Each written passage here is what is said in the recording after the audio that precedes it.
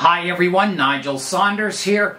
Today I'm going to be working on my acacia trees, pruning them up before they go inside for the winter. I also have my hibiscus that's coming into flower today. Should be exciting when they open up. So I'll show you an update to the hibiscus at the end of the video. Here is a look at my acacias. So they grew well over the summer. Today I'm going to prune them back, making them small trees once again. These trees were grown from seeds, and some of them are getting, close to the thickness of my finger. Other ones are still quite skinny. Last fall, I hard pruned these trees back just to kind of sticks with a few branches, and most of them recovered quite well. I did lose one tree here. It had branches on it and buds, but it just never came into leaf this summer, so I'm not sure what happened to it, but all the others reacted really well to the hard pruning. I have two different kinds of acacias in this planting. I have fever trees and sweet thorn. The fever trees have the lighter bark, and they can take more water than the sweet thorns. The sweet thorns should be kept a little drier. So I think in spring I'll separate these trees, separating the fever trees from the sweet thorns, and then I can water them independently. I'm going to begin the pruning now, so we'll start on this tree out front. Has a little branch here. So I think basically, I'm just going to cut the longer shoots back. And this wood is very, very hard on the acacias, so I think I'm going to need some serious pruners here. So I will come back to here. Here I go. And you have to watch the thorns on these. They're very sharp. So I'll take the whole top off the tree there. And then on the other one I have a branch here. I have a branch here. I think I'll take it off. Where? I think just above this branch. I don't want them getting too tall. So that makes that tree fairly compact now. So that's a sweet thorn. This one's a fever tree. So I am going to prune it back fairly hard. You can see I pruned it here last year, and then I've got two branches coming up. I've got buds all over, so I'm going to prune it back fairly hard again to here. Like that, and this one back to here. And I will be repotting them in spring, so I can arrange the trees in a forest. And going around, I've got a sweet thorn, I believe here, yes, and it's getting quite thick. I think I'm going to prune it back to here and to here, taking that whole long top off the tree. And then the other division of the branches I'll prune back to here, again shortening it quite a bit. Really got to watch those thorns, they're sharp. I have one growing up the center here. I'll hard prune this one back to here. Actually lower here. Taking the top off. And this one, it has a bit of branching here, so I'll keep that. And just prune them back shorter. Like that. So acacia trees are temperate trees. They like a bit of a cool period in the winter.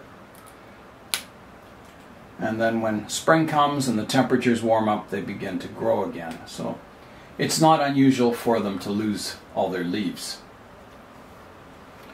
Well, that certainly got the entire forest more compact.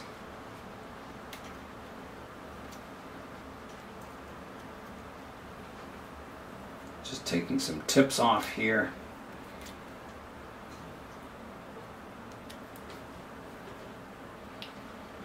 Yeah, I think that's going to do it for the pruning. Here's what I took off. Some pretty thick, long branches. And here's what's left on the trees.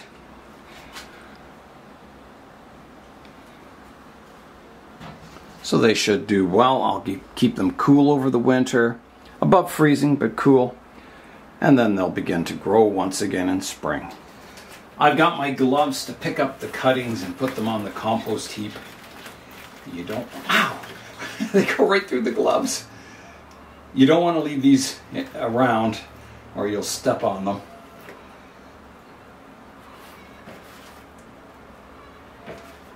Okay. Take that out, compost them. I started my acacia trees from seeds that were ordered online, and also Michael in the club, when he went to Africa, he brought a packet of seeds back with him, and I planted those also.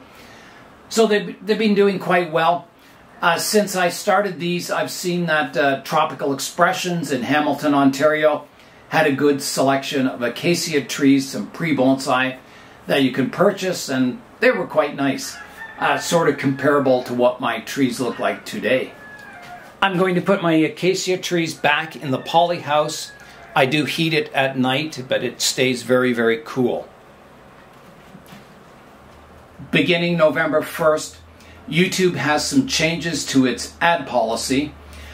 I've always had my videos where I have commercials at the beginning of the video and commercials at the end of the video, and nothing in the middle, so you can watch the entire video commercial free once you get it going. That is changing. No longer do creators have any control over ads on YouTube, so YouTube will put mid-roll ads, pre-roll ads, and ending ads wherever they choose, and so it might make a big difference on my channel. So no longer will you be able to watch a video for half an hour interrupted. There'll be probably ads every, I don't know how long, 10 minutes. So it may make the viewing of my channel quite disruptive. So there's nothing I can do about it. The ads are out of my control now. When I started the channel, I had it ad-free, and the only reason I put ads on the channel was I was getting all kinds of people stealing my videos and posting it on their channels and making money, and I was filling out copyright claims like 3 times a week, and it just got too much. By turning ads on, then YouTube starts controlling duplication of videos, and they take care of all that for me. So yeah, so big changes coming in November. I don't know how it'll affect my videos. I guess we'll see. It may become quite annoying watching the ads. But that's YouTube's policy now. Creators no longer will have any control over the ads shown on their videos. Here is my hibiscus. The flowers are beginning to open up and they're just beautiful. What a rich color they are. Amazing. In the second part of the video today, I have Merlinda from the Toronto Bonsai Society coming over today, and I'm going to help her out with her trees. Merlinda has arrived in the bonsai zone. So she's brought a Amur Maple to work on, and she's going to do her first cut. So hi, Merlinda. Hi, Nigel. So she's going to remove that bottom branch down here. The bottom branch does help thicken up the base of the tree. However, the larger it gets, the larger the scar gets. So on maples, generally, here she goes. Generally, you want nice, beautiful, smooth, flowing trunks, scar-free. So Merlinda is just cleaning up that cut, nibbling it away, so it'll heal flush is the idea. So you're starting to get that flowing structure now, which is nice on maples to get that upright flowing structure. So next, I would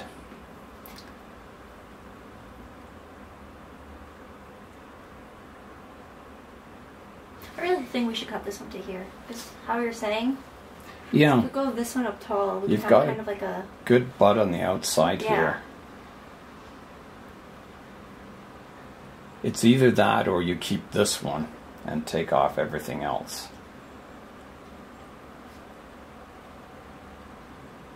that would make a very skinny branch. Yeah. I would keep, you know, you've got the major division with the thickness here. I would keep that division. It's not bad. If you look on any maple, they eventually divide somewhere, and they're all thick, kind of upright trunks on them. So, yeah, let's keep this one. Let's get rid of these two and the stub in the middle. So you'll have to do some creative pruning. Finding the right angle. These long ones, so they're out of the way at least. Yeah. That tool's kind of stiff, isn't it? It's hard to open up. It's okay. Work around it.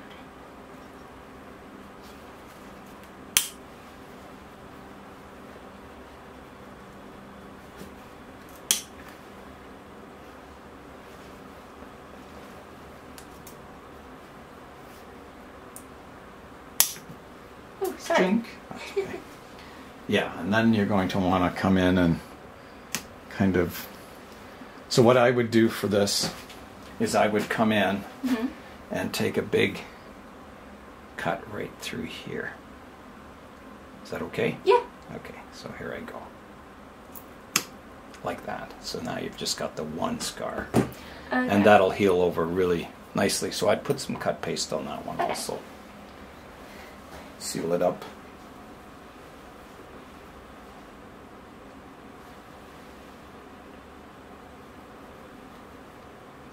Good. And that glue just rubs off your fingers in the end. Yeah. So then from that branch, you've got it coming up. I would keep this part, so I would keep these buds here and prune it about halfway through the internodes there. Okay. And then I'd take this straight one off totally at the back here. Okay. Should I keep this one as a backup? Yeah, I think so. We'll shorten it back to here. Okay. And keep it as, yeah. In case of one of these fail. Yeah. Okay. It's always good to have backups. Let me do that first since this is the smallest one. Yeah. Get that out of the way. Yeah. And then you're saying this one too? Yeah. There's two buds there, so I would prune it halfway through there. Do a little extra, it doesn't hurt. Yeah. And then let's take and then I would...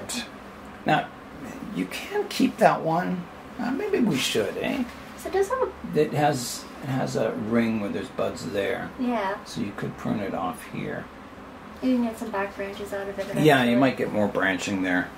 Because right now I have just this going there. It's pretty straight looking, that's the only thing. But if you prune it off short, it should be okay.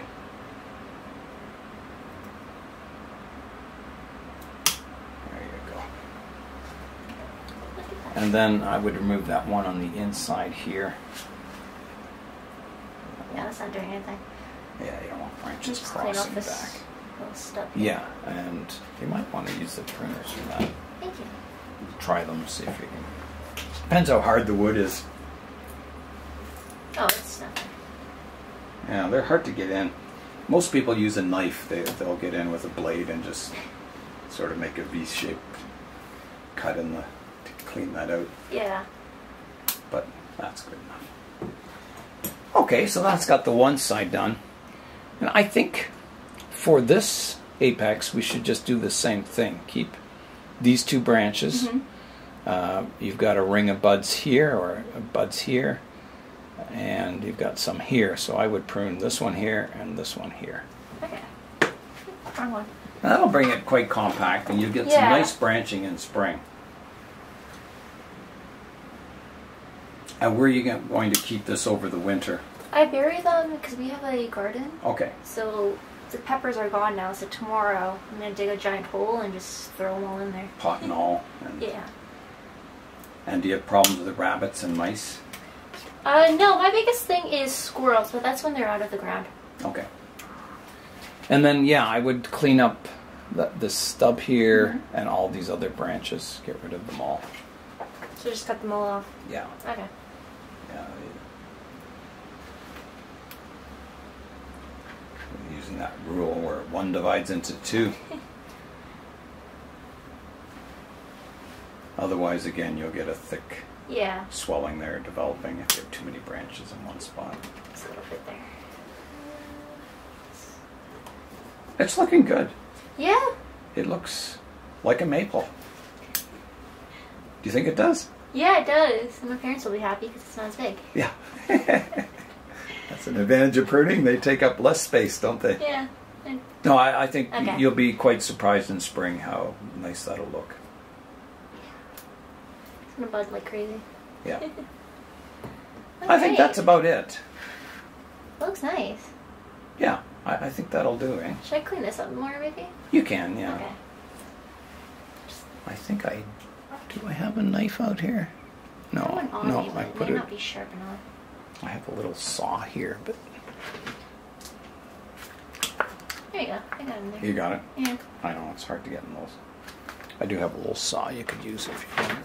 Here is Merlinda's Amur Maple now.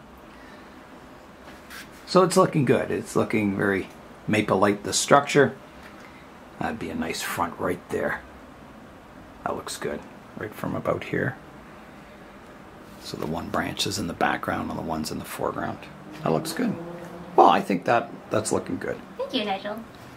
The next tree Merlinda is working on is a native tree, a Thuja occidentalis, or Eastern White Cedar. So this will be the last pruning before winter, and we're just going to make it more compact. So we're going to start in the apex of this tree. So what it has a rocket branch coming up the top, and there's very little foliage on it. It's all sort of cylindrical growth with no fronds. So we're going to replace the apex of the tree, shortening it and replacing it with a side branch as the new apex. So it's kind of a tricky cut. So here is what we're going to do. So this is going to be removed off, this branch here, and this will be the new leader for the tree, and the other branch will be removed.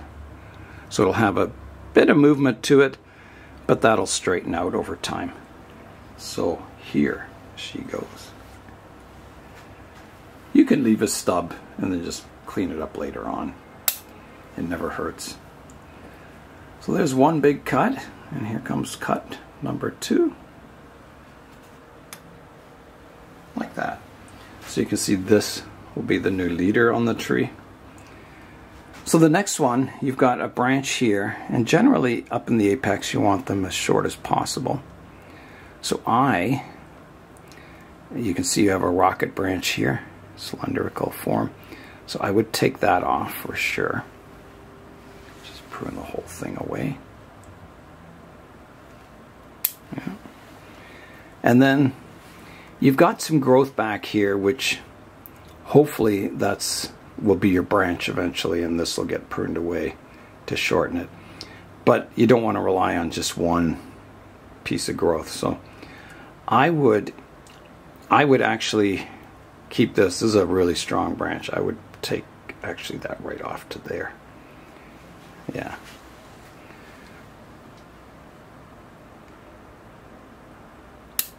Like that. And then this branch has to be reduced back. So it's really healthy. So I would take it back probably to there, leaving like 3 fronds on it. Right here? Yeah. Alright. Don't snip your fingers off. Yeah.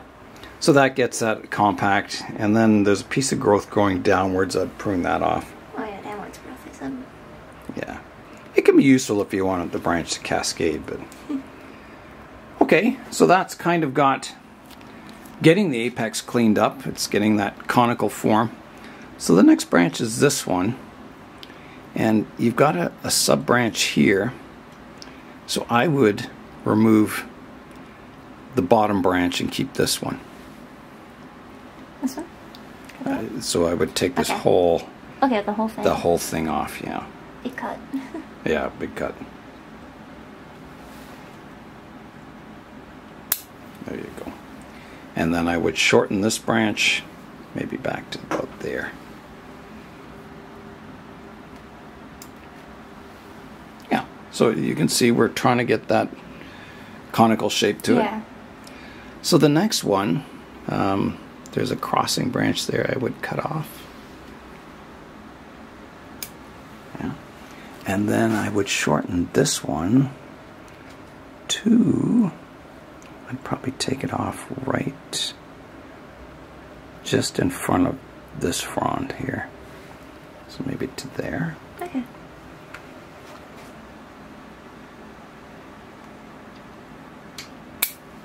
Yeah. And then this branch looks good and healthy. I would take that off right back to here.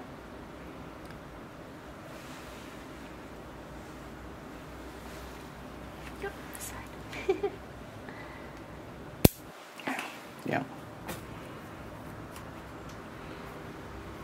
And I think everything else you can just leave. Now you could pinch the tips on this. They're a little long. So you can either just pull the tips off with your fingers or you can scissor prune them. It doesn't really matter. But I think those branches are nice. They're fanning out from the tree. Yeah. And make your watering a little easier. There's another one that's kind of drooping down. I want to pinch it back a bit. Yeah. Yeah, I think in this one you could probably pinch the tip off of that one. And maybe this one pinch the tip off. Yeah. And I would make one cut here, just taking that tip off. A little too much vigor in that. Yeah, I would take it back even further to that. Yeah. Yeah. And I think that's all you can do for that tree. I think it's looking good. Maybe pinch that tip. And that's good. The tree's looking good. It's got a bit of a more natural cedar form now. And something that, you know, as it grows in spring, you can guide its shape. Especially this leader, you'll see it'll grow nicely. Yep. Okay, on to tree number 2. Yep. So Merlinda has picked out this is going to be the main tree, the closest tree to you in the 3-group planting that will eventually come. So here's a look at it. And she picked this one because it has the nicest branching and the thickest trunk. So we'll prune it up into a conical form. Here is the number 1 tree in the planting pruned up. So we took off the lower branches, kind of keeping it as a taller tree out front, looking more tree-like. So we're going to prune up the last tree, tree number 3. So here is tree number 3. And you can see it's starting to get some winter color on it. It's going from green to this bronzy color, and that's perfectly normal. It doesn't mean the tree's dying or anything, it just means winter's coming. Well, what do you think? I think it's gonna look great come spring. Yeah, we've got them as compact as we can reasonably get them. And they're, you know, a good shape, aren't they? They'll look fantastic in spring once they start growing again and you get them arranged in a forest. Yep. Yeah. So cedars generally in spring, they're the last ones you can repot. So I generally wait until I see the new growth. You'll see bright green on the tips. And when it just starts to extend, and it's usually mid-June to late June that it happens. So everything else has been repotted long ago. And then the cedars are usually the last ones I repot. So you can kind of leave them in spring, see them turning bright green, and then you know it's time to repot them. It was really nice having Merlinda over today. We got all our trees pruned up and ready for spring. I also had a Zoom meeting with Shellen and a fellow bonsai enthusiast from Trinidad. It was really nice talking to everyone. My hibiscus here is in full flower now. Hibiscus flowers last 2 days only. The first day the color is really rich and the flowers look fantastic. The second day they're still there but the color kind of fades, and the third day they drop off. So let's have a look at the flowers now. Here they are, 2 flowers at a time, which is, it's not rare but it's unusual. Usually they come 1 at a time. But I have had, I think the record was maybe 4 flowers out at one time on this tree. And there they are. So they're just looking beautiful. What a nice sight in fall. You can see some of the leaves are a bit yellowy because it's been so cool out. So now I'll bring it into the plant room, warm the tree up, and grow it for the winter. Tonight we're going below freezing for the first time this fall. So it's going to be a cold night. I'll have to make sure all my tropical trees are either in the glass greenhouse here or the plant room. I will have the heaters running in the polyhouse and the glass greenhouse here, so it'll keep it above freezing. But it doesn't keep it really warm. These greenhouses, they're like heat radiators. It doesn't matter how much heat you put into them. There's so much surface area of the glass, it just radiates the heat away. So generally I can keep it about 5 degrees warmer than the outside temperature. So tonight in the greenhouse here, the glass greenhouse, it'll probably go down to about 5 degrees Celsius, and the polyhouse about the same. It's about as warm as you can keep it when the sun's not shining. So that is all for today. I'm Nigel Saunders. Thanks for joining me in the Bonsai Zone.